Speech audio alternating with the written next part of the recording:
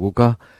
दोस्तों class live हो चुकी है, 8:05 हुए हैं और तारीख आपको पता है, आज है 23 नवंबर 2024। Class is absolutely live. आप सभी लोगों का बहुत बहुत स्वागत, इस्तकबाल, अभिनंदन। जल्दी से सारे के सारे लोग यहाँ पर मौजूद हो जाइए। क्लास पूरी तरीके से लाइव हो चुकी है जी।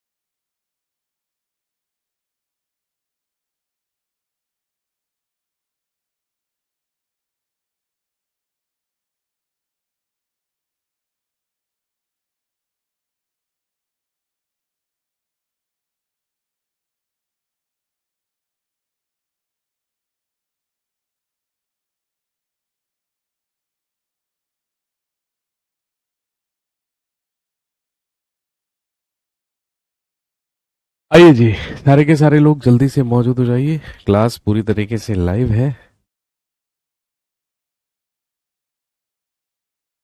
दोस्तों आप जानते हैं कि कल हमने भक्ति मूवमेंट और सूफी मूवमेंट के बारे में बात की थी, यानी कि भक्ति आंदोलन और सूफी आंदोलनों के बारे में बात की थी मेडिवल पीरियड में। अब आपके दो टॉपिक्स और हैं जिनके बारे में हमें यहाँ पर चर्चा करनी है, और आप जानते होंगे, एक तो हमें पढ़ना है रीजनल कल्चर्स के बारे में, यानी कि क्षेत्रीय संस्कृतियों के बारे में, और दूसरा हमें पढ़ना है उन इंडिपेंडेंट स्टेट्स के बारे में, उन स्वतंत्र राज्यों के बारे में जो कभी मुगल साम्राज्य के ही अधीन हुआ करते थे, लेकिन धीरे धीरे उन्होंने खुद को मुगलों से इंडिपेंडेंट करके इंडिपेंडेंट स्टेट्स या स्वतंत्र राज्यों की स्थापना की।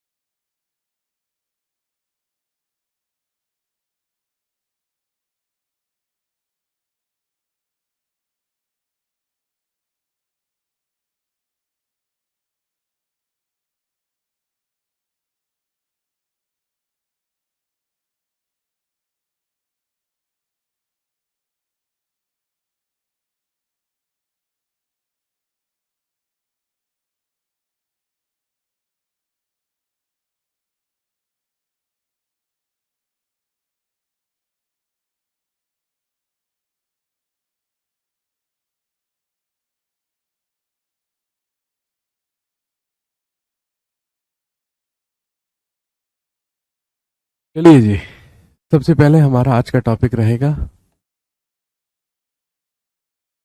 The making of regional cultures.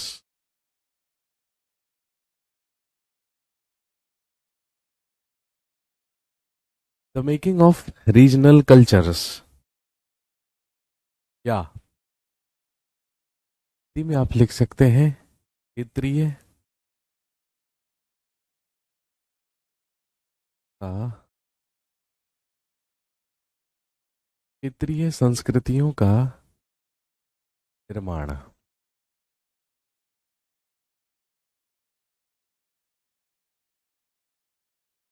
The making of regional cultures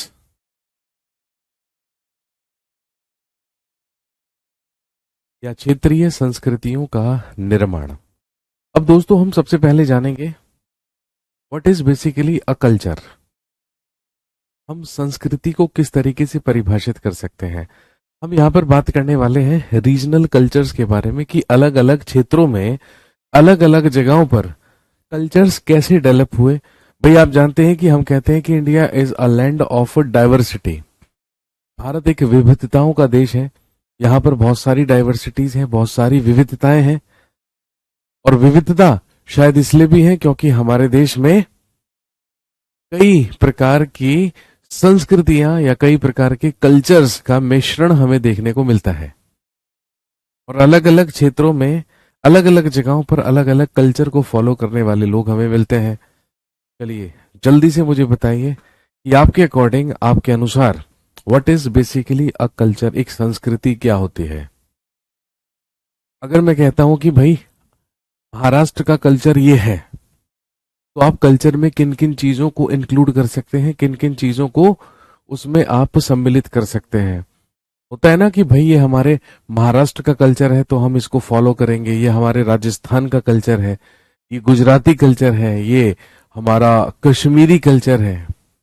basically culture क्या है आप अच्छी तरीके से जानते हैं कि अगर हम किसी भी क्षेत्र में रहने वाले लोगों के बारे में बात करते हैं, या खासकर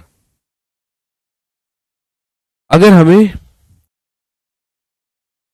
लोगों के बारे में कुछ भी वर्णन करना होता है या कुछ भी डिस्क्राइब करना होता है, तो आप अच्छी तरीके से जानते हैं कि हम बात करते हैं या हम दो क्षेत्रों में रहने वाले लोगों को डिफरेंशिएट करते हैं। किससे? उनकी भाषा से, उनकी बोलचाल से, उनकी लिपि से, उनके खान पान से, उनके पहनावे से,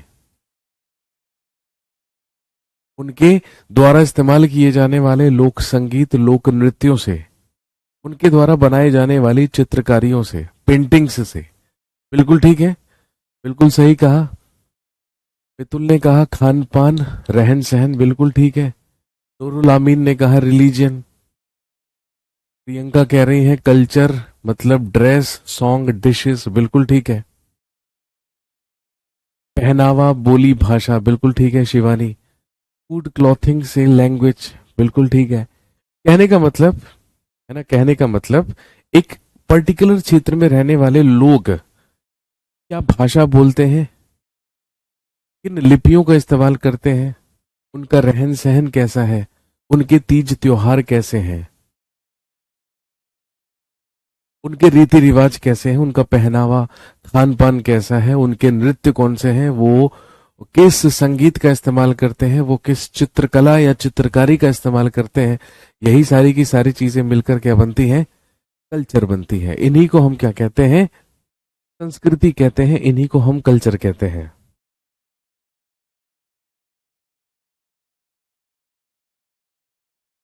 तो चलिए साउथ इंडिया से शुरू करेंगे। सबसे पहले the Cheras and the development of Malayalam.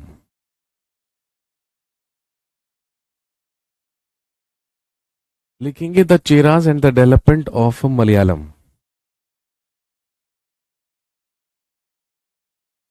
Chera और मलयालम भाषा का विकास।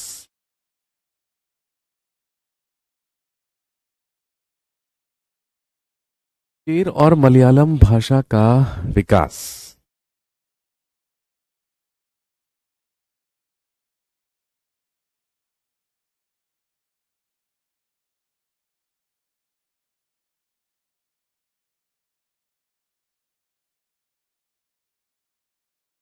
दोस्तों ध्यान रखेंगे, कभी साउथ इंडिया के साउथ वेस्टर्न पार्ट में, अगर मैं आपसे कहूं कि दक्षिण भारत का साउथ वेस्टर्न पार्ट कौन सा है, तो आप तुरंत कहेंगे कि सर जहां पर आज केरल राज्य है। तो बिल्कुल वही, जहां पर आज केरला है, जहां पर आज केरल राज्य है, वहीं पर दक्षिण भारत के दक्षिण पश्चिमी भाग में या साउथ वेस्टर्न पार्ट में एक जगह हुआ करती थी जो कहलाती थी महोदयपुरम। और उसी महोदयपुरम में एक राज्य हुआ करता था जिसे चेर राज्य कहा जाता था, या जिन राजाओं या शासकों को चेरास कहा जाता था।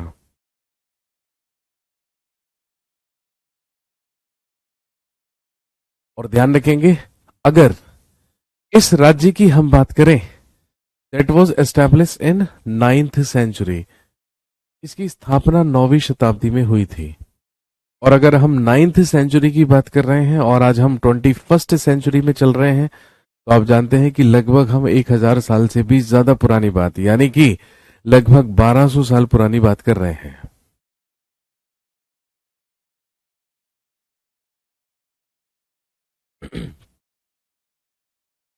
तो दक्षिण भारत के दक्षिण पश्चिमी क्षेत्र में, जहां पर आज केरल है, वहीं पर महोदयपुरम नामक स्थान पर चेर राज्य की स्थापना लगभग 9th सेंचुरी में हुई, लगभग 9वीं शताब्दी में हुई।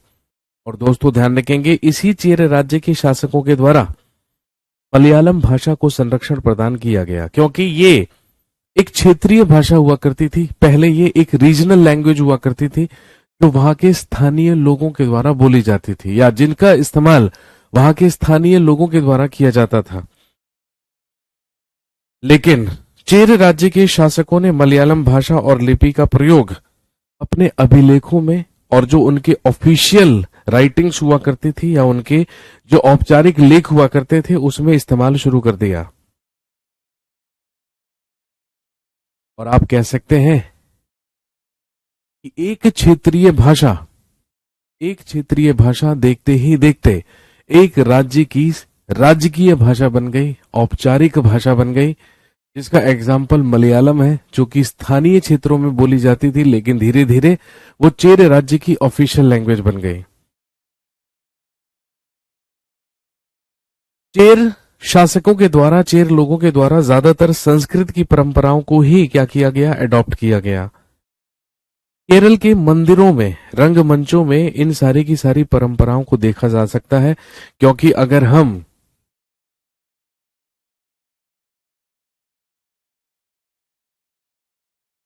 केरल राज्य की या चेर राज्य की बात करें, और अगर हम वहां के डिस्क्रिप्शंस को देखें, तो ज्यादातर जो है वो संस्कृत महाकाव्यों पर ही आधारित है।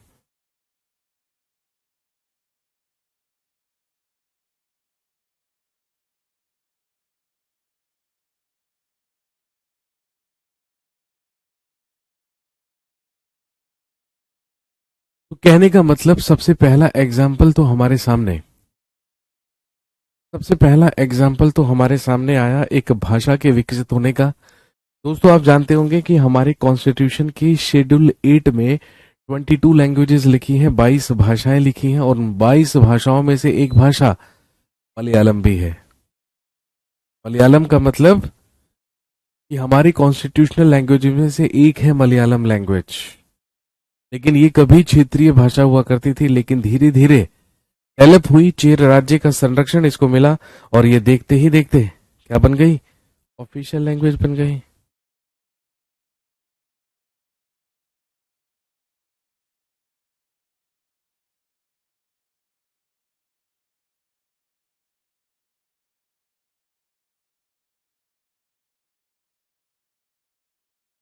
इसके बाद दूसरा एग्जाम्पल देखेंगे, rulers and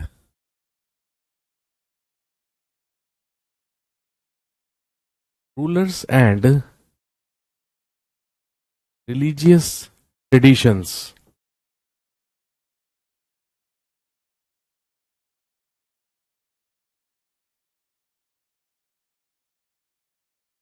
the Jagannath cult.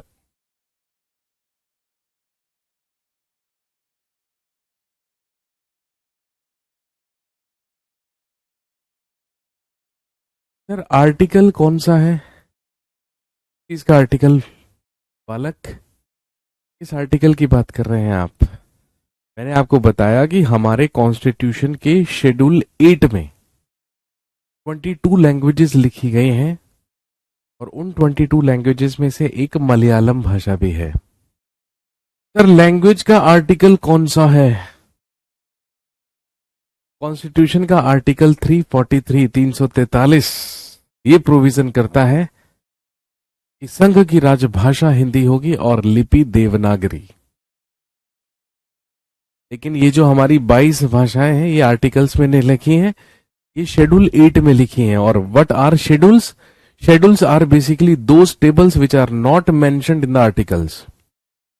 अनुसूचियां वो तालिकाएं होती हैं, वो टेबल्स होती हैं जिनका उल्लेख अनुच्छेदों में नहीं किया जाता है। Rulers and religious traditions.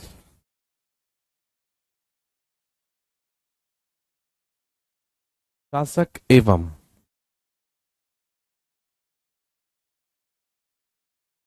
धार्मिक परंपराएं।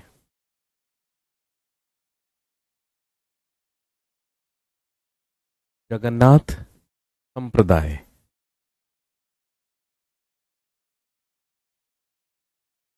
अब अगर मैंने जगन्नाथ संप्रदाय की बात की है तो इसका मतलब भाई स्वाभाविक सी बात है, हम कहाँ की बात कर रहे हैं? हम ओडिशा के पुरी के जगन्नाथ टेम्पल या जगन्नाथ मंदिर के बारे में बात कर रहे हैं। जहां एक तरफ हमने केरल का एग्जाम्पल लिया और डेवलपमेंट ऑफ मलयालम के बारे में बात की, वहीं दूसरा एग्जाम्पल हमारे पास पूर्वी भारत के उड़ीसा के पुरी का है।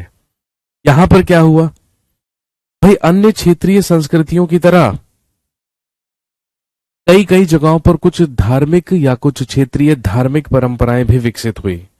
इसका सबसे महत्वपूर्ण उदाहरण है पुरी में, उड़ीसा में जगन्नाथ संप्रदाय या जगन्नाथ कल्ट। और आप जानते हैं जगन्नाथ का मतलब क्या है?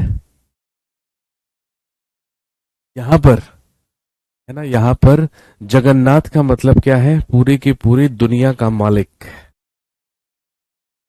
जगन्नाथ का मतलब होता है दुनिया का मालिक, और ये प्रायवाची शब्द है किसके लिए? लॉर्ड विष्णु या भगवान विष्णु के लिए। क्योंकि आप जानते हैं जग के पालनहार कौन कहलाते हैं? भगवान विष्णु ही कहलाते हैं।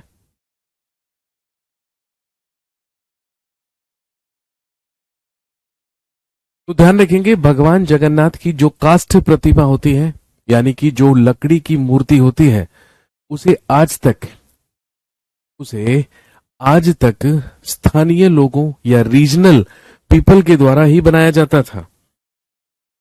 और आज भी वो वहां के स्थानीय जनजाति लोग ही बनाते हैं। इससे हमें ये पता चलता है कि जो जगन्नाथ है वो उड़ीसा के पुरी का एक स्थानीय देवता है। वो एक स्थानीय देवता हुआ करते थे, लेकिन धीरे धीरे धीरे धीरे उन्हें क्या कर लिया गया? 12वीं शताब्दी तक आते आते उन्हें विष्णु का रूप मान लिया गया। और ध्यान रखेंगे अगर हम उड़ीसा के पुरी की बात करें तो वहां पर 12th सेंचुरी में, 12वीं शताब्दी में गंग वंश चला करता था, और you can say Ganga dynasty.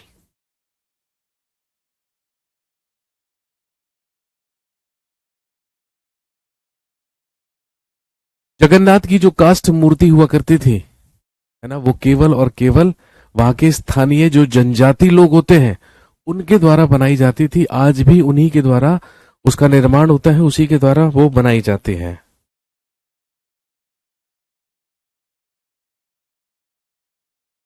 और ध्यान रखेंगे गंग वंश का ही एक प्रतापी शासक हुआ करता था, राजा अनंत वर्मन।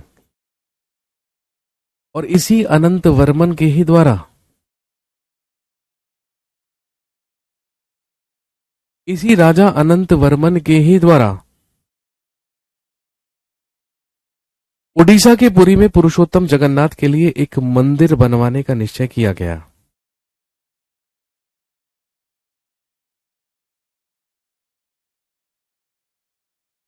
और ध्यान रखेंगे 1230 ईस्वी में एक राजा हुआ, का नाम था अनंग भीम। ये अपने साम्राज्य का तीसरा अनंग भीम था, इसीलिए आप इसको अनंग भीम तृतीय या अनंग भीम थर्ड लिख सकते हैं। और ऐसा कहते हैं इसने अपने शासनकाल में अपना राज्य ही भगवान जगन्नाथ को समर्पित किया।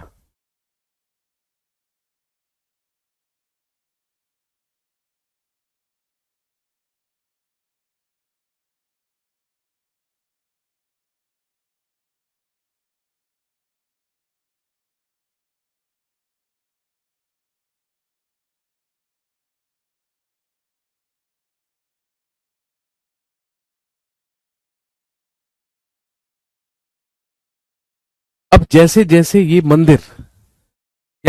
ये मंदिर पॉपुलर हुआ, जैसे जैसे इस मंदिर की पॉपुलैरिटी बढ़ी, पहले तो ये केवल और केवल एक स्थानीय मंदिर हुआ करता था, लेकिन आप जानते हैं कि ये इतना ज्यादा प्रसिद्ध मंदिर है कि आज ये हिंदू धर्म के 4 धामों में से एक है। भाई अगर मैं आपसे कहूं कि बताइए हिंदू धर्म के 4 धाम कौन से हैं, तो उत्तर में बद्रीनाथ, दक्षिण में रामेश्वरम, पूर्व में जगन्नाथ और पश्चिम में द्वारकाधीश।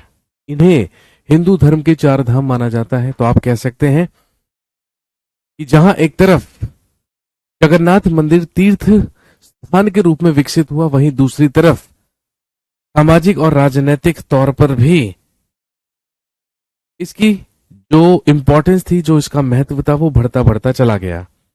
इसके बाद जिन जिन राजाओं के द्वारा भी या जिन जिन लोगों के द्वारा भी उड़ीसा को जीता गया, भाई चाहे वो मुगल्स हो, क्योंकि आप जानते हैं कि 16th सेंचुरी से मुगल एम्पायर भी यहां पर एस्टेब्लिश हुआ।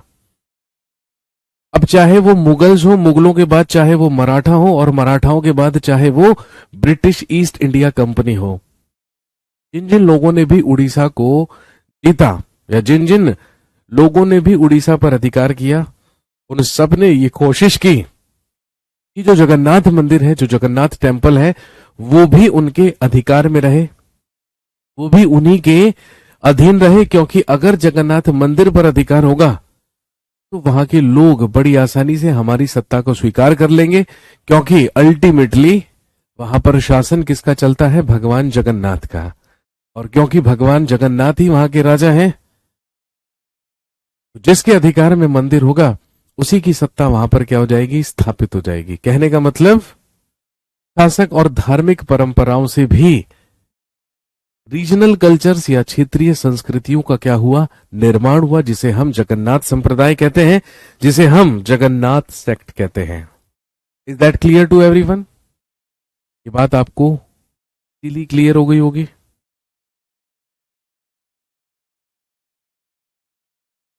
इसके बाद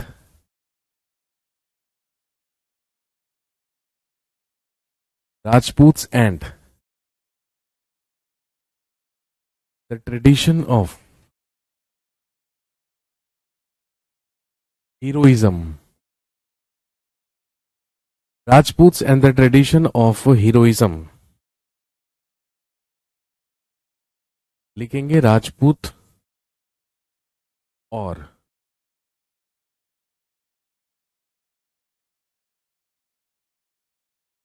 वीरता की परंपराएं।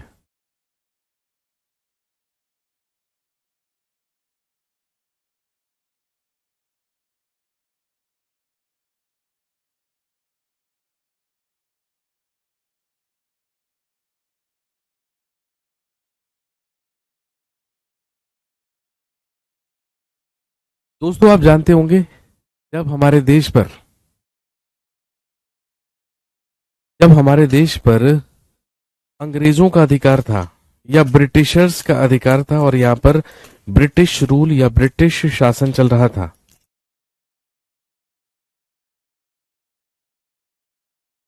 तो उस समय 19th सेंचुरी में, 19वीं शताब्दी में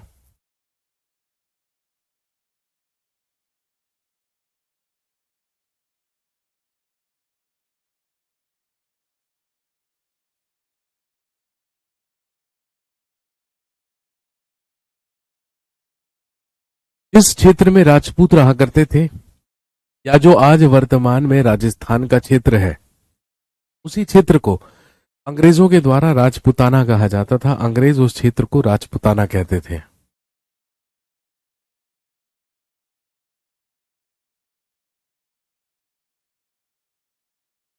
ऐसा माना जाता था कि ये वो प्रदेश हुआ करता था जहां पर मुख्य रूप से केवल और केवल राजपूत ही रहा करते थे। हालांकि ऐसा पूरी तरीके से सत्य नहीं है भाई, वहां पर तो और जाति और समुदाय के लोग भी रहा करते थे। लेकिन आप कह सकते हैं कि अगर हम राजस्थान की बात करें, राजपुताना की बात करें, तो राजपुताना की पहचान ही किससे बनी है? राजपूतों से। क्योंकि आप जानते हैं कि चाहे दिल्ली सल्तनत के सुल्तान हो या फिर मुगल साम्राज्य के बादशाह, अपने राजस्थान को अपने अधिकार में रखने की कोशिश की, और राजस्थान में हमारे पास ऐसे कई महत्वपूर्ण एग्जाम्पल्स हैं जहां पर राजपूत शासकों का शासन हुआ करता था और जिन्होंने सुल्तानों और बादशाहों की अधीनता स्वीकार नहीं की, बल्कि उनसे बहादुरी से लड़ाई की। और यही रीजन है कि आज भी राजस्थान के काव्यों में, आज भी राजस्थान के साहित्य में वो जो वीरता की परंपराएं हैं वो आज भी हमें सुनने को मिलती हैं, वो आज भी हमें देखने को मिलती हैं। आज भी राजस्थान में शाही परिवार रहते हैं जिनके पूर्वज शूरवीरों की तरह कभी अंग्रेजों से लड़े, कभी मुगलों से लड़े, कभी दिल्ली के सुल्तानों से लड़े। तो राजपुताना या राजपूत शासकों के बारे में ज्यादातर यही बातें प्रचलित हैं कि वे रणभूमि में बहादुरी से लड़ा करते थे। उनकी महिलाएं भी इतनी ज्यादा बहादुर हुआ करती थी कि वो अपने पतियों को रणभूमि में मरता हुआ देख सकती थी, लेकिन वहां से पीठ दिखाकर भागते हुए नहीं देख सकती थी। और आप अच्छी तरीके से जानते हैं, इसका एक एग्जाम्पल भी है। इसका एक एग्जाम्पल ये है, जब मुगल बादशाह शाहजहां ने बीमार होने के बाद अपने सबसे बड़े बेटे दारा शिकोह को अगला मुगल बादशाह घोषित कर दिया, तो शाहजहां के चारों बेटों में सिंहासन को लेकर लड़ाई शुरू हो गई और वो आपस में ही लड़ने लगे। और जब वो आपस में लड़ने लगे तो मध्य प्रदेश में धर्मत नामक स्थान पर एक युद्ध लड़ा गया। बैटल ऑफ धर्मत बोलते हैं उसे, धर्मत का युद्ध बोलते हैं। तो जब धर्मत का युद्ध हुआ तो धर्मत के युद्ध में औरंगजेब और औरंगजेब का एक भाई हुआ करता था मुराद बख्श, उन दोनों की सम्मिलित सेना मुगलों की सेना से लड़ने चली गई। यानी कि अपने ही शाही परिवार या शाही सेना से लड़ने आई। तो मुगलों की सेना का नेतृत्व जोधपुर का राजा कर रहा था जिसका नाम जसवंत सिंह था। धर्मत के युद्ध में औरंगजेब और मुराद बख्श ने मुगलों की शाही सेना को हरा दिया और मुगलों की शाही सेना का नेतृत्व जसवंत सिंह कर रहा था क्योंकि जोधपुर का राजा था। तो जसवंत सिंह युद्ध से ही भाग खड़ा हुआ पीठ दिखाकर। और ऐसा कहते हैं कि जब जसवंत सिंह वापस जोधपुर पहुंचा तो भाई साहब उसकी रानी ने किले के दरवाजे उसके लिए नहीं खोले थे, उसे किले में घुसने ही नहीं दिया गया क्योंकि उसकी रानी इस बात से नाराज थी कि तुम्हें युद्ध में पीठ दिखाकर भागने की क्या जरूरत थी जान बचाने के लिए। इससे तो बेहतर होता कि तुम्हारी जगह तुम्हारा कटा हुआ सर आ जाता, तो मुझे ज्यादा खुशी होती कि आप वीर गति को प्राप्त हो गए हैं। लेकिन रणभूमि से पीठ दिखाकर भागना राजपूतों की आन बान शान के बिल्कुल खिलाफ है। और ये राजपूत शूरवीरों की जो कहानियां हैं वो आज भी गीतों में और काव्यों के रूप में आज भी सुरक्षित है। क्योंकि आज भी अगर हम फोक म्यूजिक की बात करें, अगर हम क्षेत्रीय संगीत की बात करें, तो उसमें आज भी राजपूतों की वीरता की कहानियां अलग अलग रूपों में सुनाई जाती हैं।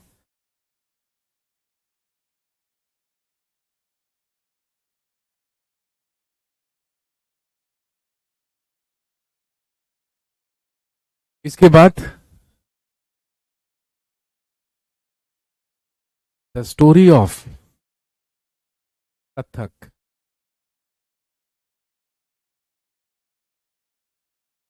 कथक कहानी, द स्टोरी ऑफ कथक या कथक की कहानी।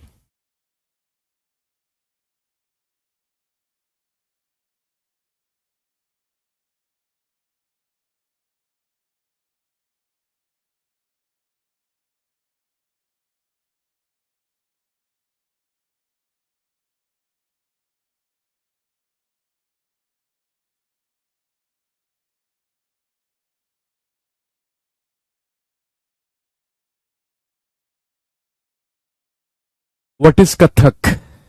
दोस्तों आप जानते हैं, अगर हम इंडियन डांसेस की बात करें, अगर हम भारतीय नृत्यों की बात करें, तो इंडियन डांसेस को हम दो कैटेगरीज में डिवाइड करते हैं। एक होते हैं क्लासिकल डांसेस और एक होते हैं फोक डांसेस।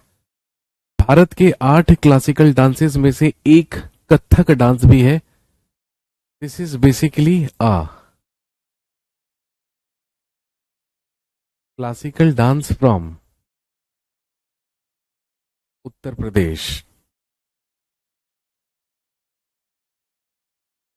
अब ये जो कथक डांस है, ये बना है कथा शब्द से, और कथा का मतलब क्या होता है? कहानी होता है। ये आप जानते हैं।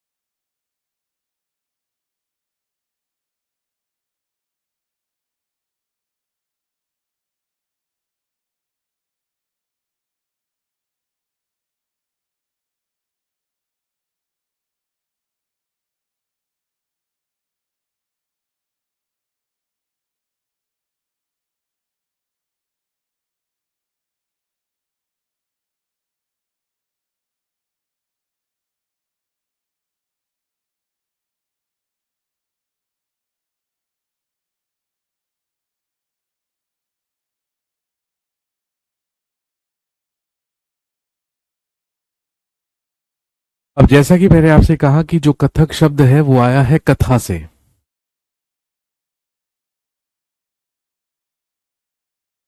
संध्या शर्मा लिख रही हैं क्लासिकल डांस ऑफ कर्नाटका। नहीं बालक, ये क्लासिकल डांस ऑफ कर्नाटका नहीं, ये classical dance of Uttar Pradesh है।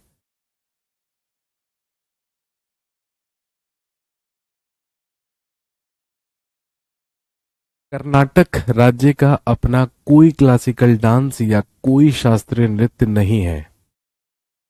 केरल के दो क्लासिकल डांसेस हैं, कथकली और मोहिनी अट्टम।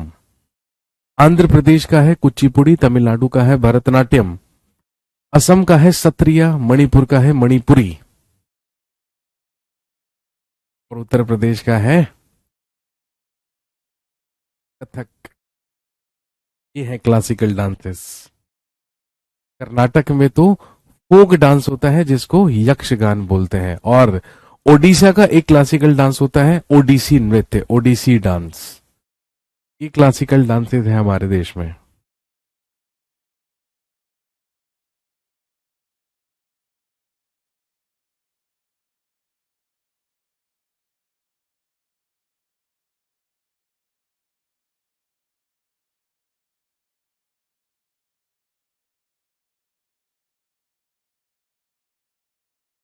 तो मैंने कहा कि जो कथक नृत्य है वो कथा शब्द से बना है। कथा का मतलब होता है कहानी।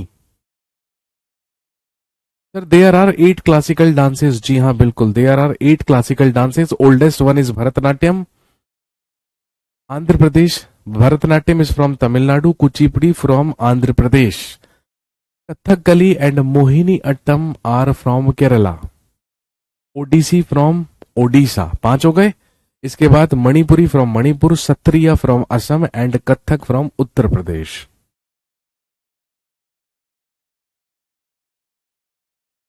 तो बेसिकली अगर हम कथक नृत्य की बात करें तो ये वो कथाएं हुआ करती थी जो कि श्री कृष्ण और राधा की रासलीलाओं पर आधारित हुआ करती थी, जिन्हें उत्तर प्रदेश के क्षेत्रीय मंदिरों में एक्सप्रेशंस और भाव भंगिमाओं से प्रदर्शित किया जाता था। धीरे धीरे यही कथक नृत्य के रूप में क्या हुआ, प्रचलित हुआ। और अगर हम बात करें तो कथक नृत्य सबसे पहले सबसे ज्यादा फेमस 16th 17th सेंचुरी में हुआ, जब यहां पर मुगलों का शासन चल रहा था, जब यहां पर मुगल बादशाह शासन कर रहे थे। या आप कह सकते हैं कि मुगलों के संरक्षण में ही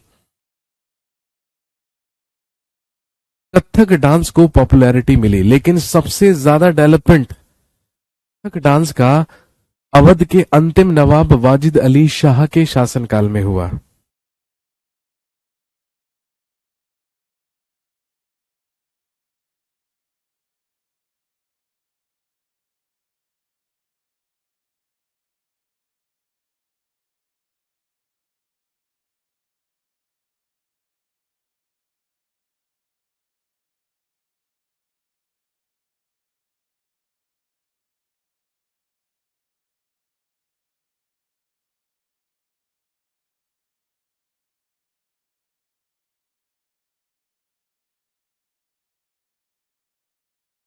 हालांकि अगर कथक नृत्य की बात करें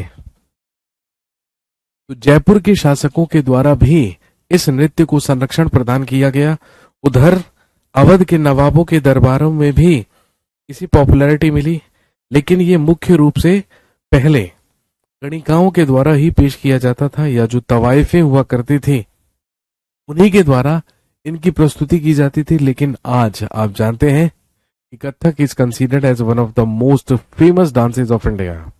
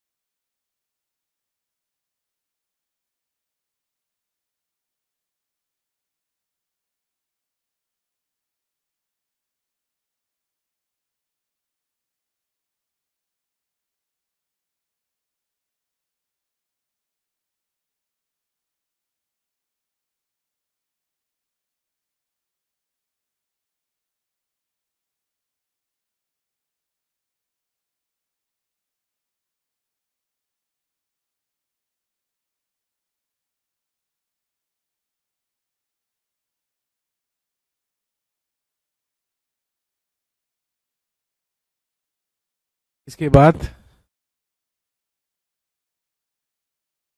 देखेंगे पेंटिंग फॉर पैटर्न्स।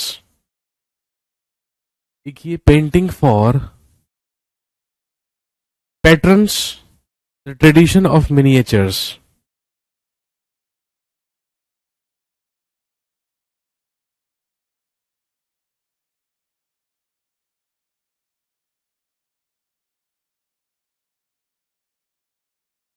हिंदी में लिखेंगे संरक्षकों के लिए चित्रकला।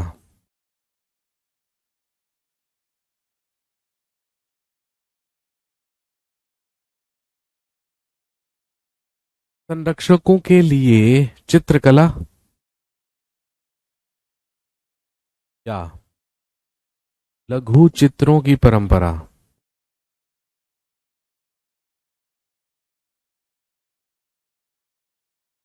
लघु चित्रों की परंपरा।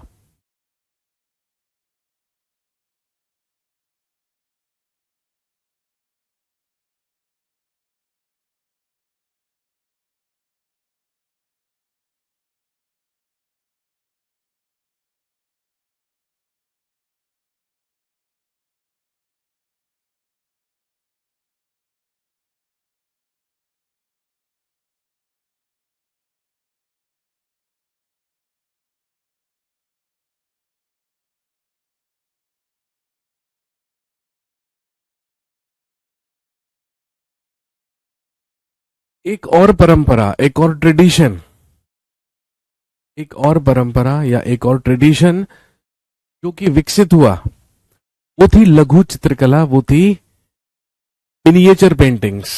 अब ये मिनिएचर पेंटिंग्स क्या था? छोटे आकार के ही चित्र हुआ करते थे जिन्हें आमतौर पर जल रंगों से कपड़ों या कागज पर चित्रित किया जाता था। आप अगर म्यूजियम्स में जाकर देखेंगे, ठीक है, तो आपको म्यूजियम्स में छोटे साइज की पेंटिंग्स देखने को मिलेंगी। जितना A4 साइज का पेपर होता है ना, उतना या उससे भी छोटी पेंटिंग्स आपको देखने के लिए मिलेंगी। वैसे तो मुगल काल में, वैसे तो मुगल एरा में, मुगल एम्परर हुमायूं के शासनकाल से ही पेंटिंग्स की शुरुआत हुई, लेकिन पेंटिंग्स को सबसे ज्यादा संरक्षण जहांगीर के शासनकाल में मिला। हालांकि अकबर, जहांगीर और शाहजहां तीनों ही मुगल बादशाहों ने चित्रकला या पेंटिंग्स को अच्छा खासा संरक्षण प्रदान किया। दशवंत और बासावन नाम के दो प्रसिद्ध चित्रकार अकबर के दरबार में हुआ करते थे। तो उस्ताद मंसूर खान सबसे प्रसिद्ध चित्रकार जो कि बर्ड पेंटर हुआ करता था, जो कि पक्षी चित्रकार हुआ करता था, उसे संरक्षण जहांगीर के शासनकाल में मिला था।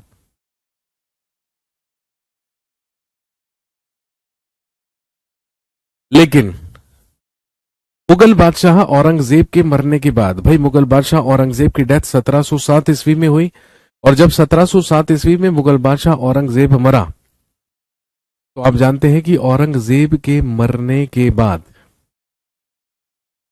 औरंगजेब के मरने के बाद धीरे धीरे मुगल एम्पायर या मुगल साम्राज्य का डिक्लाइन होने लगा, मुगल साम्राज्य का पतन होने लगा।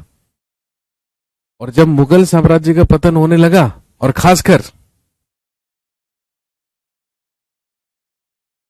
खासकर जब मुगलों की हालत दयनीय होने लगी, मुगलों की जो समृद्धि थी वो कमजोर होने लगी, तो मुगलों के ही दरबार में काम करने वाले चित्रकार धीरे धीरे दिल्ली छोड़कर दिल्ली के आसपास के इलाके या जो स्वतंत्र राज्य स्थापित हो चुके थे वहां पर जाने लगे, अपनी चित्रकला को बचाने के लिए, अपनी चित्रकला को संरक्षित रखने के लिए। और यही रीजन हुआ, यही कारण हुआ कि जो मुगलों के चित्रकार हुआ करते थे, अब वो दक्षिण के क्षेत्रीय दरबारों में, राजस्थान के राजपूती दरबारों में जाने लगे, अवध के नवाबों के दरबार में जाने लगे। और यही रीजन है कि रीजनल पेंटिंग्स या क्षेत्रीय चित्रकला का विकास हुआ या क्षेत्रीय चित्रकला विकसित हुई। लेकिन जब 1739 ईस्वी में ईरानी शासक नादिर शाह ने दिल्ली पर आक्रमण करके दिल्ली में कत्लेआम किया और मुगलों से 70 करोड़ की संपत्ति लूटी,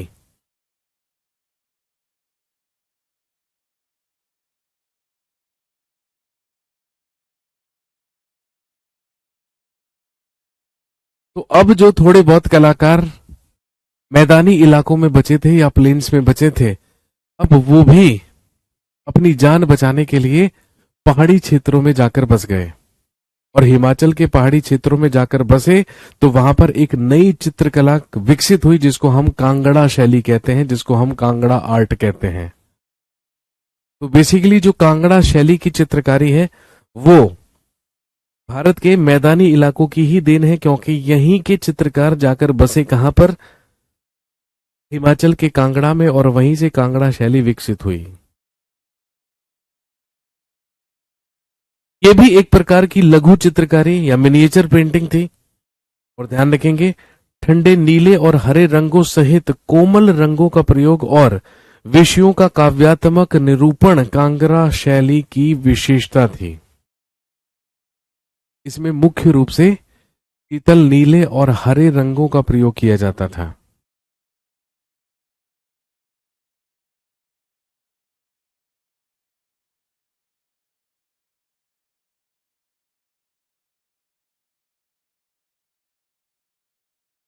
ऐसे ही हुआ डेवलपमेंट ऑफ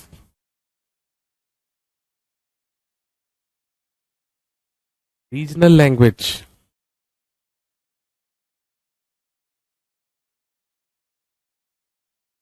क्षेत्रीय भाषा का विकास,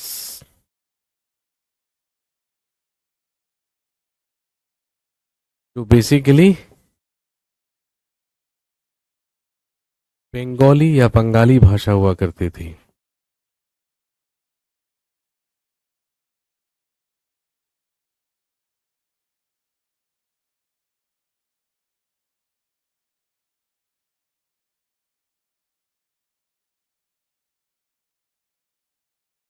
अगर हम बंगाल की बात करें तो एंशियंट पीरियड में बंगाल मगध के ही अधीन हुआ करता था, मगध का ही क्षेत्र हुआ करता था, जहां पर आप कह सकते हैं कि मगध या संस्कृत से संबंधित ही किसी भाषा का उपयोग किया जाता था।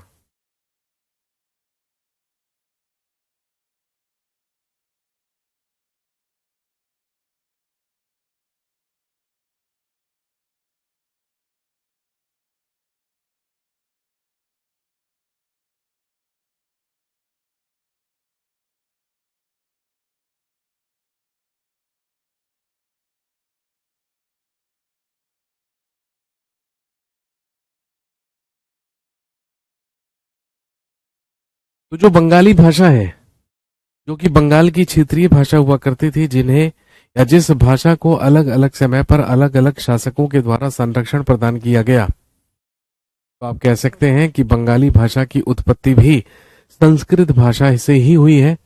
और अगर हम भारत में सबसे ज्यादा बोली जाने वाली भाषाओं के बारे में बात करें, तो आप अच्छी तरीके से जानते होंगे कि हमारे देश में, भारत में, हिंदी के बाद दूसरी सबसे ज्यादा बोले जाने वाली भाषा ही कौन सी है? बंगाली। हिंदी के बाद सबसे ज्यादा लोग हमारे देश में बंगाली भाषा का ही इस्तेमाल करते हैं।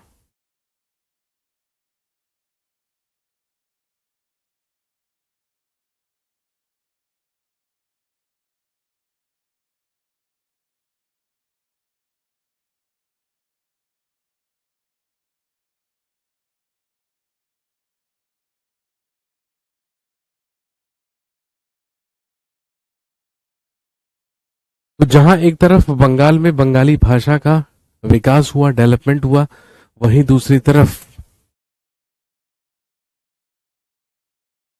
दूसरी तरफ बंगाल में ही पीर और मंदिरों का भी विकास हुआ।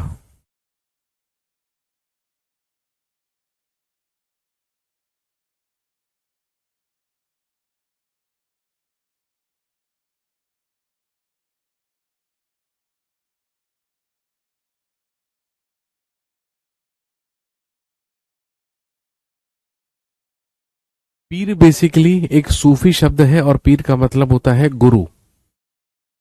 आप कह सकते हैं कि प्रसिद्ध सूफी संतों की जो कब्रें होती हैं, उन्हीं को पीर या दरगाह कहा जाता है। लोग यहाँ पर लोग यहाँ पर अपनी फरियादें लेकर आते हैं और अपनी मुरादें मांगते हैं पीरों से, गुरुओं से। ये जो कल्चर है, ये भी कहाँ से? मुख्य रूप से बंगाल से विकसित हुआ। और इसके अलावा अगर हम बात करें बंगाली ब्राह्मण्स के बारे में, वैसे तो आप जानते हैं कि ब्राह्मणों को वेजिटेरियन या नॉन वेजिटेरियन फूड खाने की अनुमति नहीं है। लेकिन बंगाल में मुख्य रूप से लेकिन बंगाल में मुख्य रूप से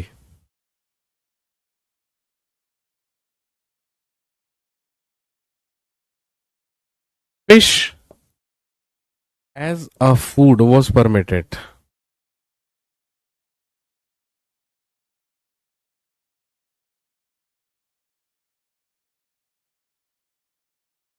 आप जानते हैं, बंगाल एक तटीय क्षेत्र हुआ करता था शुरू से ही।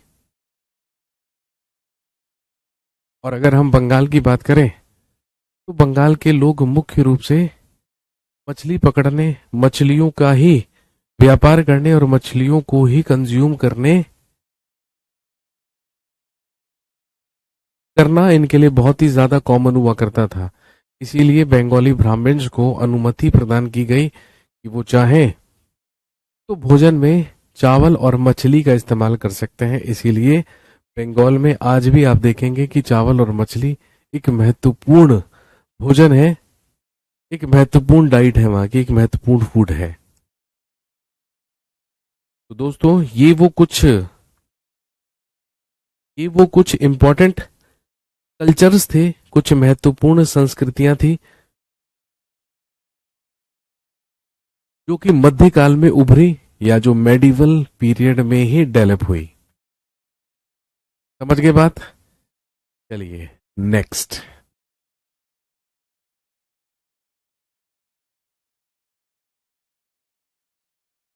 इसके बाद लिखेंगे 18th सेंचुरी। अगला टॉपिक है हमारा, लिखेंगे पॉलिटिकल फॉर्मेशंस।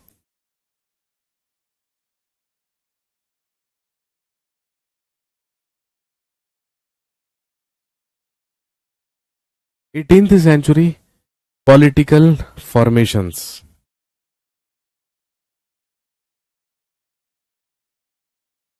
देखिए, 18वीं शताब्दी,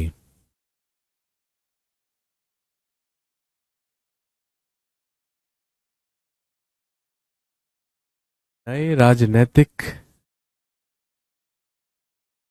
संगठन।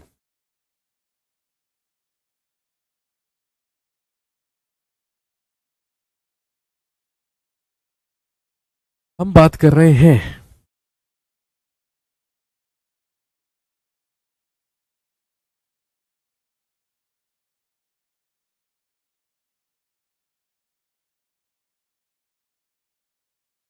18th सेंचुरी 18वीं शताब्दी के पॉलिटिकल फॉर्मेशंस या नए राजनीतिक संगठन या नए राजनीतिक गठन। सबसे पहले तो ध्यान में रखेंगे 18th सेंचुरी की शुरुआत में ही मुगल एम्परर औरंगजेब डाइट। भाई 1707 ईस्वी में मुगल बादशाह औरंगजेब की मृत्यु हो गई, और क्योंकि औरंगजेब मरा, औरंगजेब के मरने के बाद बहुत तेजी से 18th सेंचुरी में हुआ डिक्लाइन ऑफ मुगल एम्पायर। आप लिखेंगे मुगल साम्राज्य का पतन।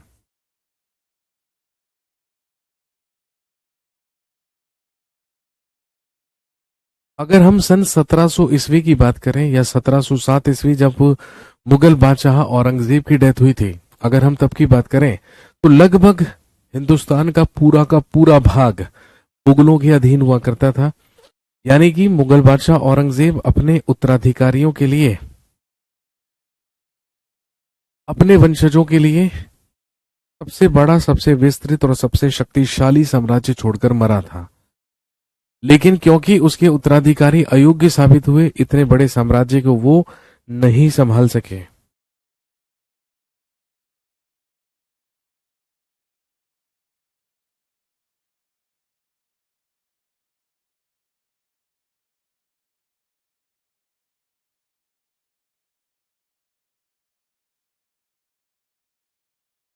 और यही रीजन है, और यही कारण है कि जहां एक तरफ मुगल साम्राज्य का पतन हुआ, वहीं दूसरी तरफ हुआ राइज ऑफ इंडिपेंडेंट स्टेट्स।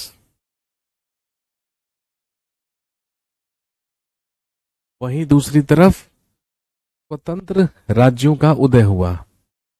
और वो स्वतंत्र राज्य कौन कौन से हुआ करते थे?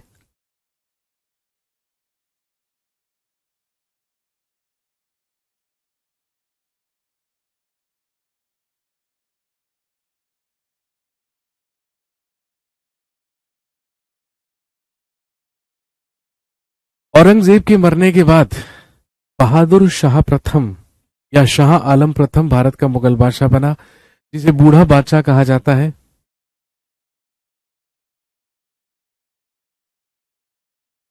सर, भारत की खोज किसने की थी? क्या वास्को डिगामा ने की थी? बताइए। क्या लिखा है आपने? वास्को डी गावामा क्या लिखा है भाई? स्पेलिंग क्या लिखी है अजीब सी कुछ।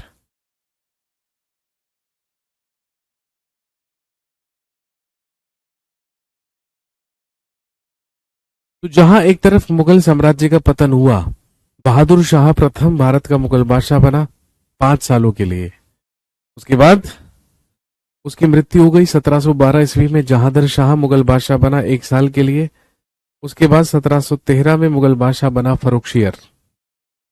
और आप कह सकते हैं कि फरुखशियर के ही शासनकाल में धीरे धीरे जो मुगलों के सूबे हुआ करते थे, मुगलों के प्रांत हुआ करते थे, अब वो धीरे धीरे मुगलों से ही क्या होने लगे?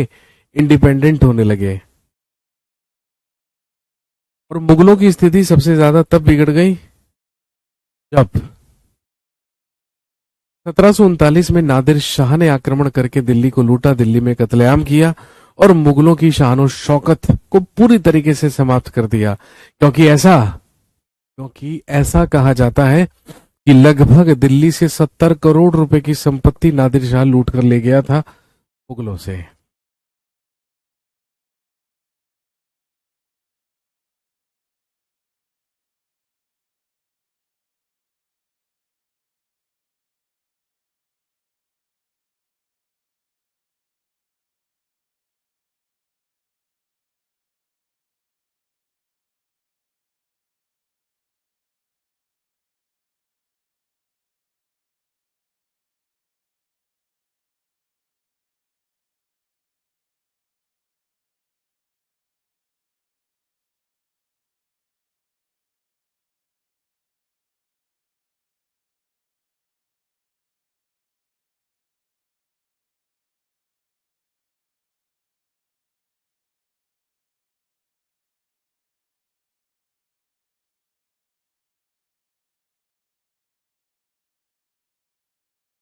अब जिन इंडिपेंडेंट स्टेट्स के बारे में हम बात कर रहे हैं,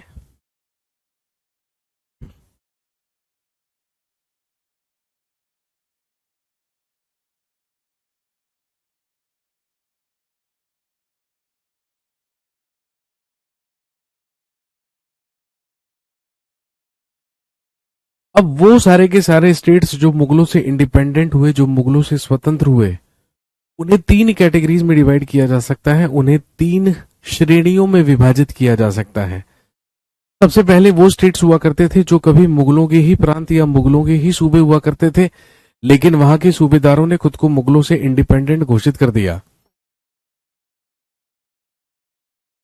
दूसरे राज्य वो हुआ करते थे जो जागीरों के रूप में जागीरदारों के पास हुआ करते थे, और वहां पर वो इंडिपेंडेंटली शासन किया करते थे, लेकिन मुगलों के ही अधीन। और तीसरे प्रकार के वो राज्य हुआ करते थे जो कि लंबे संघर्ष के बाद मुगलों से प्राप्त किए थे या मुगलों से छीने थे वहां के स्थानीय शासकों ने। तो सबसे पहले हम बात उन राज्यों की कर रहे हैं जो पहले मुगलों के ही सूबे हुआ करते थे। सबसे पहला लिख लीजिए, हैदराबाद।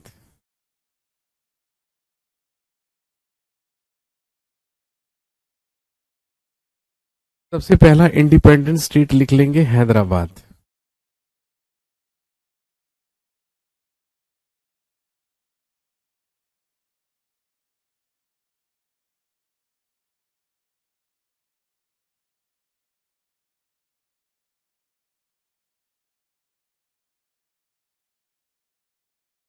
हैदराबाद को स्वतंत्र राज्य के रूप में स्थापित करने का काम निजाम उल मुल्क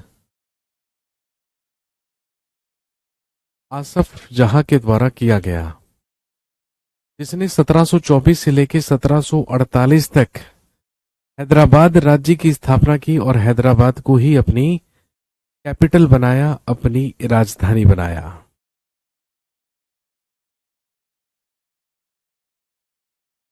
निजाम उल मुल्क आसफ जहां का वास्तविक नाम चिनकिलिच खान हुआ करता था, और ये कभी सबसे पहले अवध का सूबेदार नियुक्त किया गया था, लेकिन फिर इसके बाद इसे कहां भेज दिया गया? दक्षिण भारत, दक्कन का सूबेदार बनाकर।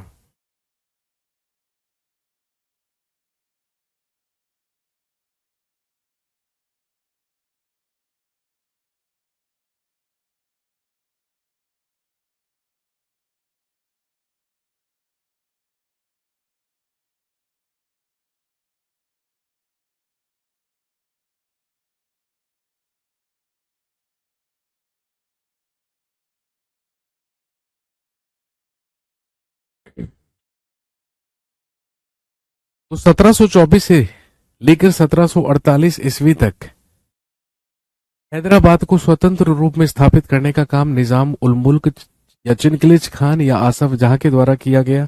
ये पहले मुगलों का सूबेदार था, लेकिन इसने मुगलों से खुद को स्वतंत्र किया। हालांकि मुगल बादशाहों की स्थिति भी इतनी कमजोर हो चुकी थी कि उन्होंने इसे हैदराबाद का स्वतंत्र शासक एक्सेप्ट भी किया, लेकिन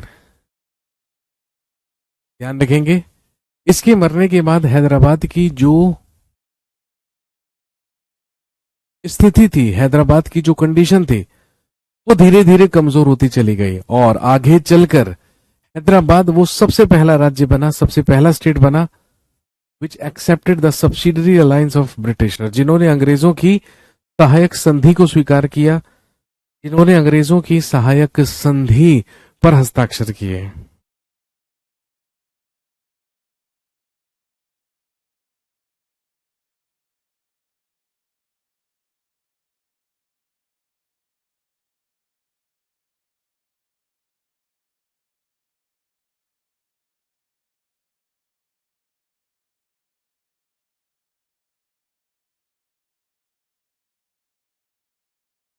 इसके बाद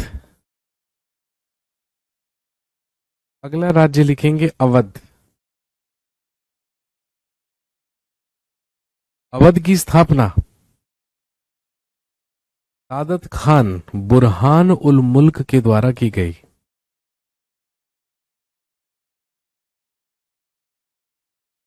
सादत खान अवध का सूबेदार हुआ करता था, लेकिन इसने खुद को अवध का इंडिपेंडेंट शासक घोषित किया।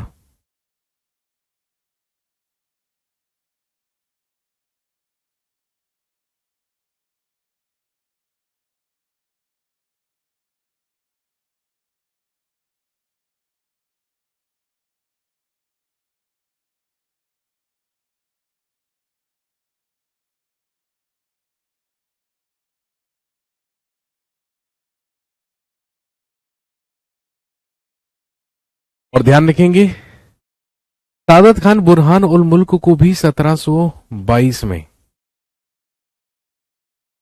अवध का सूबेदार नियुक्त किया गया था।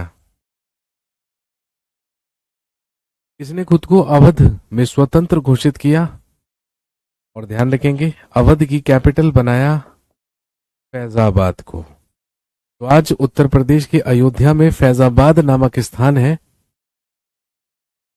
वही फैजाबाद तभी अवध के नवाबों की राजधानी हुआ करती थी। हालांकि आगे चलकर की राजधानी क्या बन गई थी? लखनऊ। तो आज उत्तर प्रदेश की राजधानी है।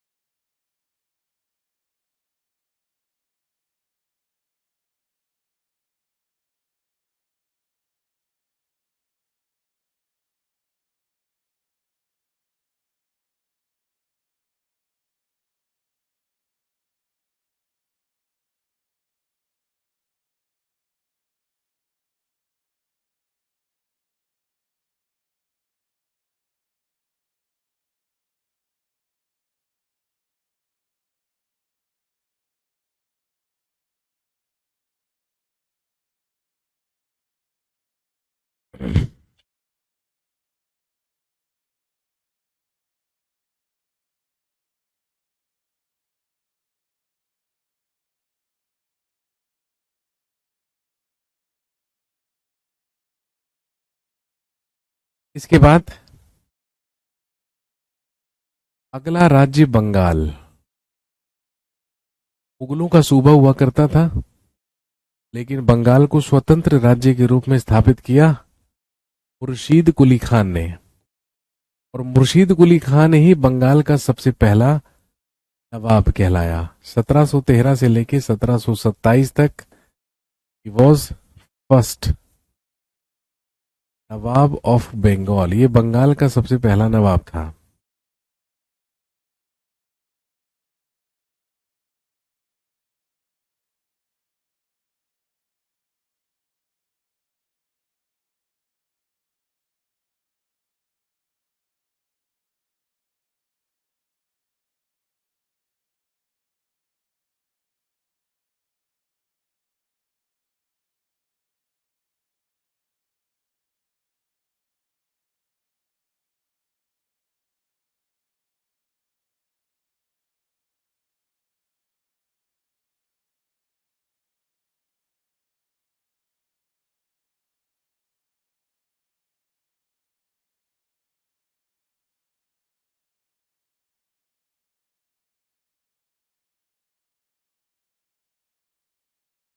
सत्रह में बंगाल के नवाब सिराजुद्दौला और अंग्रेजों के बीच में एक युद्ध लड़ा गया। आप जानते हैं, जो कहलाता है बैटल ऑफ प्लासी।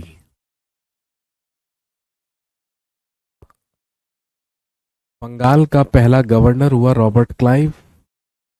और रॉबर्ट क्लाइव और सिराजुद्दौला के बीच में लड़ा गया था, जिसमें रॉबर्ट क्लाइव डिफीटेड सिराजुद्दौला। इसमें रॉबर्ट क्लाइव ने सिराजुद्दौला को पराजित किया।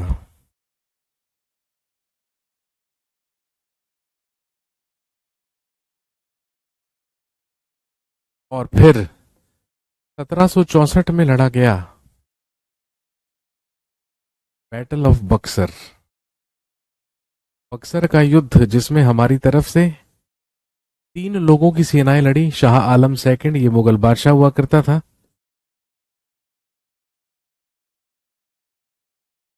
बंगाल का पूर्व नवाब मीर कासिम और अवध का नवाब शुजाउद्दौला। और उधर अंग्रेजों की सेना का नेतृत्व कर रहा था हेक्टर मुनरो। और एक बार फिर से अंग्रेजों की जीत हुई और हमारे 3 शासक मिलकर भी अंग्रेजों को पराजित नहीं कर सके और फाइनली बंगाल पर ब्रिटिश ईस्ट इंडिया कंपनी का अधिकार ही इस युद्ध के बाद हुआ था।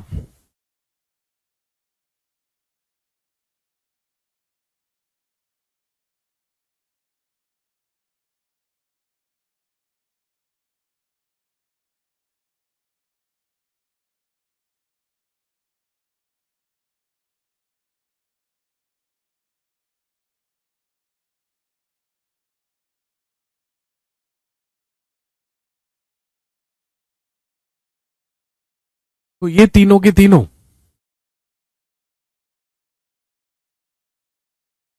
सर, मध्यकालीन भारत समाप्त हो गया क्या?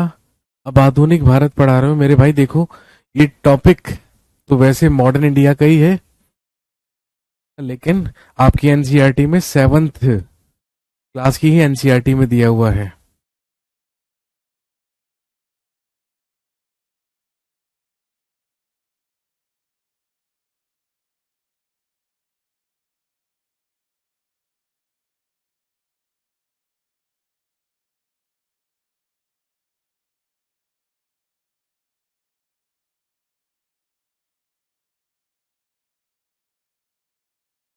इसके बाद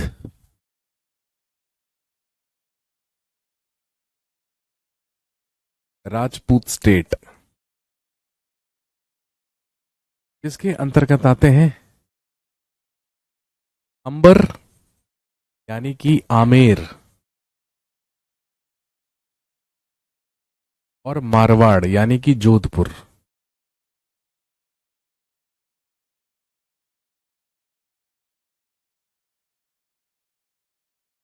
आमेर का राजा हुआ करता था जयसिंह और मारवाड़ का राजा हुआ करता था अजीत सिंह।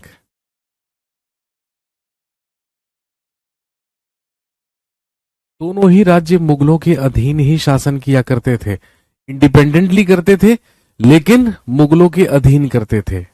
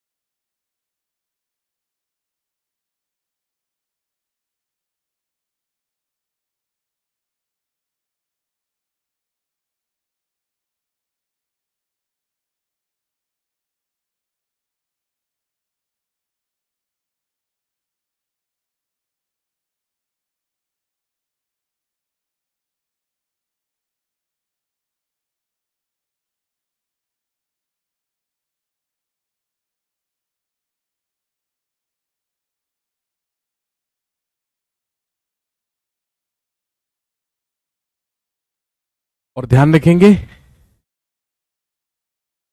मुगल बादशाह जहादर शाह के ही द्वारा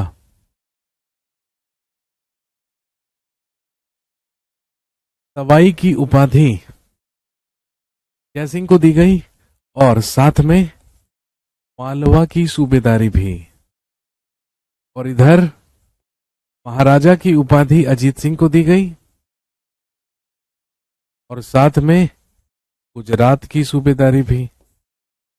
मालवा और गुजरात दोनों के दोनों मुगलों के सूबे हुआ करते थे, लेकिन वहां का सूबेदार जोधपुर के राजा अजीत सिंह और जय सिंह आमेर के राजा को बनाया गया।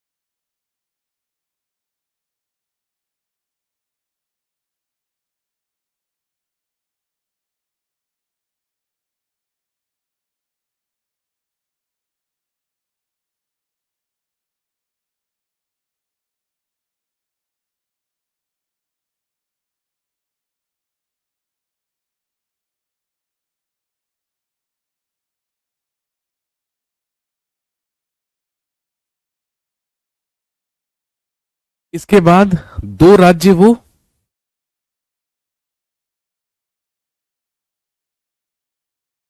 क्योंकि राजा भारमल ने मुगलों की दासता स्वीकार कर ली थी, उसी समय से यह राज्य मुगलों के अधीन थे। मुगलों के अधीन थे लेकिन इंडिपेंडेंटली शासन करते थे। भाई जो मैंने पहले तीन राज्य लिखवाए आपको, हैदराबाद, अवध और बंगाल, ये तीनों के तीनों तो मुगलों के ही राज्य थे, मुगलों के ही प्रांत थे। लेकिन राजपुताना में अंबर और मारवाड़, आमेर और मारवाड़ दोनों के दोनों ही मुगलों के अधीन थे लेकिन इंडिपेंडेंटली शासन करते थे। और दो राज्य ऐसे थे जो मुगलों से लड़कर छीने गए थे, जैसे कि सिख स्टेट पंजाब।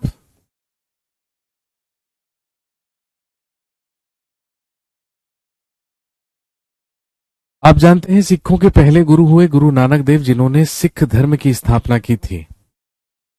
लेकिन सिखों के पांचवें गुरु गुरु अर्जुन देव की हत्या जब मुगल बादशाह जहांगीर के द्वारा करवा दी गई, तो वहीं से मुगलों और सिखों के बीच में दुश्मनी शुरू हुई। सिखों के छठे गुरु गुरु हरगोविंद ने मुगलों को लड़ाका बनाया, मुगलों को योद्धा बनाया और उन्हें सैन्य प्रशिक्षण देना शुरू किया। और उसके बाद सिखों के 10वें और अंतिम गुरु गुरु गोबिंद सिंह हुए, जिन्होंने 1699 में खालसा पंथ की स्थापना की और सिखों को खालसा के रूप में परिवर्तित किया। बेसिकली सिखों की जो सेना हुआ करती थी उसी को खालसा पंथ कहा जाता था। लेकिन 1708 ईस्वी में गुरु गोबिंद सिंह की मृत्यु हो जाने के बाद सिखों का नेतृत्व गुरु गोबिंद सिंह के ही एक सेवक बंदा सिंह बहादुर के द्वारा किया गया। बंदा सिंह बहादुर ने पंजाब पर आक्रमण करके सरहिंद नामक स्थान पर अपने स्वतंत्र राज्य की स्थापना की और वहीं पर गुरु गोबिंद सिंह और गुरु नानक देव के नाम के सिक्के भी जारी करवाए। लेकिन 1716 ईस्वी में मुगल बादशाह फर्रुखशियर के द्वारा बंदा बहादुर की भी हत्या करवा दी गई। इसके बाद बंदा बहादुर के बाद जो खालसा पंथ था वो धीरे धीरे कमजोर हुआ और अलग अलग समुदायों और अलग अलग ग्रुप्स में बट गया, जिन्हें सिख मिसल कहा जाता था। और फिर सिखों की ही एक मिसल हुआ करती थी, एक ग्रुप हुआ करता था जिसे सुकर चकिया मिसल कहा जाता था। उसी सुकर चकिया मिसल की ही महाराजा रणजीत सिंह ने पंजाब को इंडिपेंडेंट स्टेट के रूप में स्थापित करने का काम किया। आप कह सकते हैं पंजाब को इंडिपेंडेंट स्टेट के रूप में बसाया महाराजा रणजीत सिंह ने।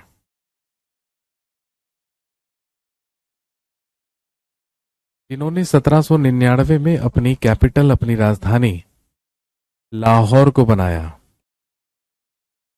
इनकी रिलीजियस कैपिटल, इनकी धार्मिक राजधानी अमृतसर हुआ करती थी। और एक स्टेट हुआ करता था मराठा, जिन्होंने हमेशा मुगलों के साथ संघर्ष किया। मराठा राज्य की स्थापना आप जानते हैं छत्रपति शिवाजी महाराज के द्वारा की गई थी और छत्रपति शिवाजी महाराज औरंगजेब के समकालीन थे। 1627 में जन्म हुआ था, मृत्यु 1680 ईस्वी में।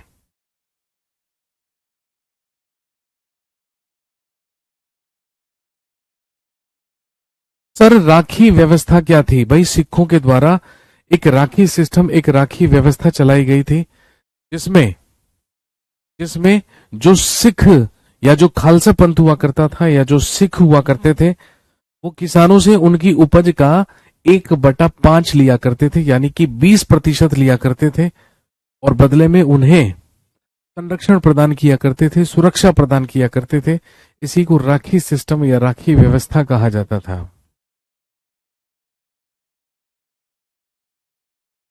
मराठा साम्राज्य की स्थापना छत्रपति शिवाजी महाराज के द्वारा की गई थी। और ध्यान रखेंगे शिवाजी महाराज के ही द्वारा 2 टैक्सेस लागू किए गए थे। एक को चौथ कहा जाता था और एक कहलाता था सरदेशमुखी।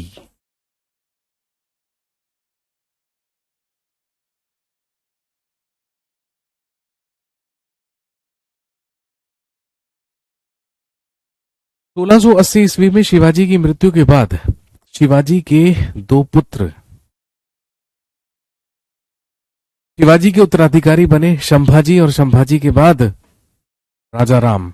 लेकिन दोनों की ही हत्या औरंगजेब के द्वारा करवा दी गई और शिवाजी के ग्रैंडसन पौत्र को बंदी बना लिया गया औरंगजेब के द्वारा, जो लगभग 18 साल तक मुगलों की कैद में रहा।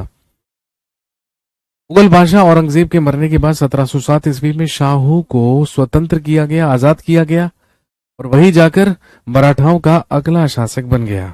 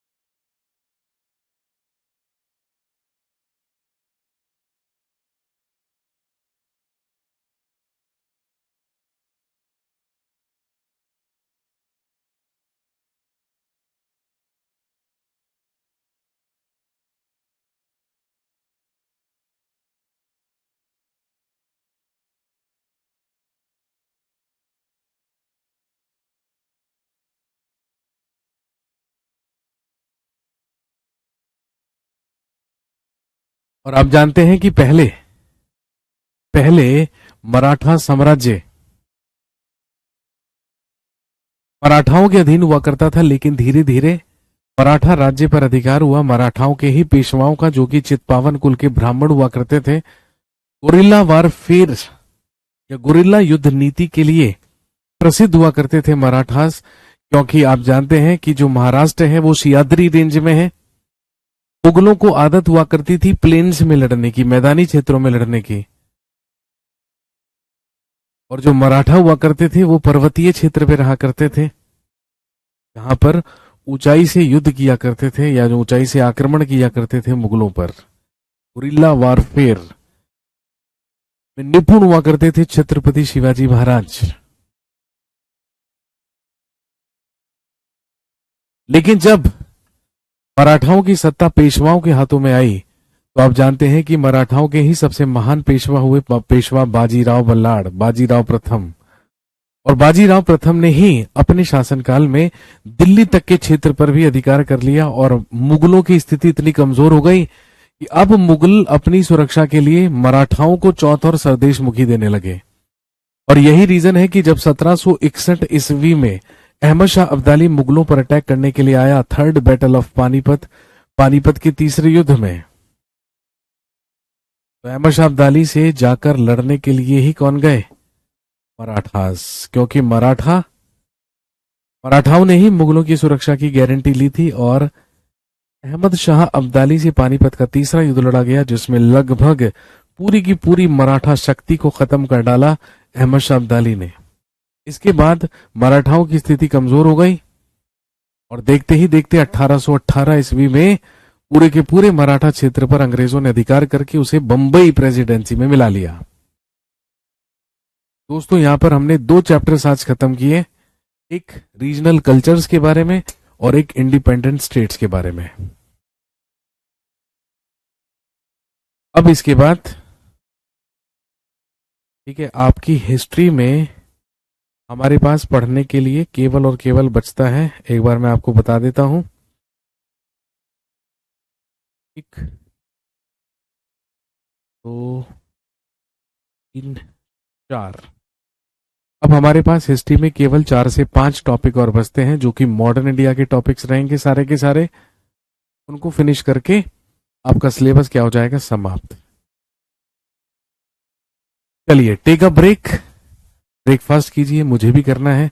10 बजे मुलाकात करते हैं और 10 बजे बात करते हैं पॉलिटी के बारे में। Thank you very much, have a nice day.